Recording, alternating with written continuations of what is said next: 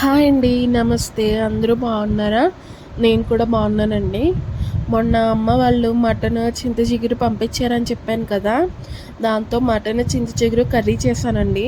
Super ఉంది. Curry అయితే చాలా టేస్టీగా ఉందండి. మటన్ అంటే ఇష్టం లేని వాళ్ళు కూడా చాలా ఇష్టంగా తింటారు. ఒకసారి మీరు కూడా ఇంట్లో ట్రై చేయండి. కుక్కర్‌లో కొంచెం ఆయిల్ వేసుకొని బాగా హీట్ అయిన తర్వాత ఆనియన్స్, పచ్చిమిర్చి ఇంకా కరివేపాకు వేసుకొని బాగా ఫ్రై చేసుకోండి. అవి ఫ్రై అయిన తర్వాత చిటికెడు అల్లం వెల్లుల్లి పేస్ట్ వేసుకోండి.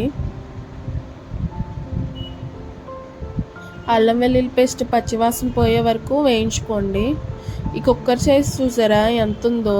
ఈ కర్రీ చేయడానికి నా ఆరాటం దీని ఆర్భాటం తప్ప ఇందులో కర్రీ ఎంతో లేదు.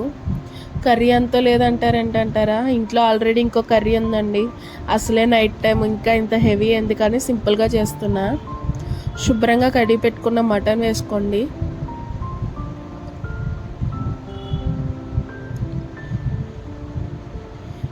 చిటికెడు పసుపు వేసుకొని అలా ఫ్రై అవనివ్వండి. మటన్లో ఉన్న నీసు వాసన అంతా పోతుంది. ఆయిల్ సపరేట్ అయ్యే వరకు అలా ఫ్రై అవనివ్వండి. ఫ్రై అయిన తర్వాత మీ టేస్ట్కి తగ్గట్టు సాల్ట్ వేసుకోండి. నేనైతే కల్లుప్పు వాడతాను. ఫ్రైల్లోకి అయితే సాల్ట్ వాడతాను. ఇంకా కొద్దిగా కారం వేసుకోండి. నేను 1.5 వేసాను స్పూన్ కారం.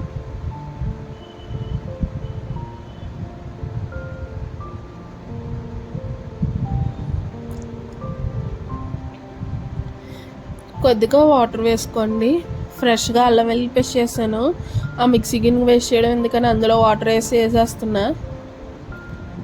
వాటర్ పోసి ఒకసారి బాగా కలిపిన తర్వాత విజిల్ పెట్టేసుకోండి.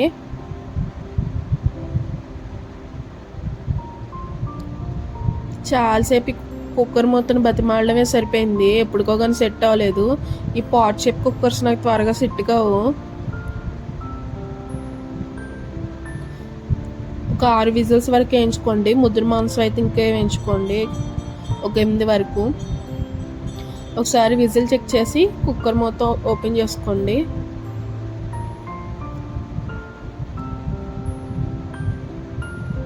మళ్ళీ స్టవ్ ఆన్ చేసి శుభ్రంగా కడిగి పెట్టుకొని చింత చిగురు వేసుకోండి. చింత చిగురిని కాడలు లేకుండా నీట్గా శుభ్రంగా చేసుకొని వేసుకోండి. చింత చిగురు వేసుకొని కాసేపు ఉడికిన తర్వాత కొద్దిగా ధనియాలు, జీలకర్ర పౌడరు ఇంకా గరం మసాలా వేసుకోండి.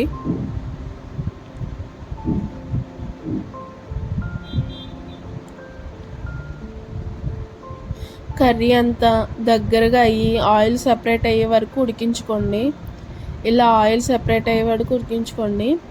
ఆయిల్ సపరేట్ అయ్యాక కొత్తిమీర వేసుకొని గార్నిష్ చేసుకుంటే ఎంతో టేస్టీ మటన్ చింత చిగురు కర్రీ రెడీ.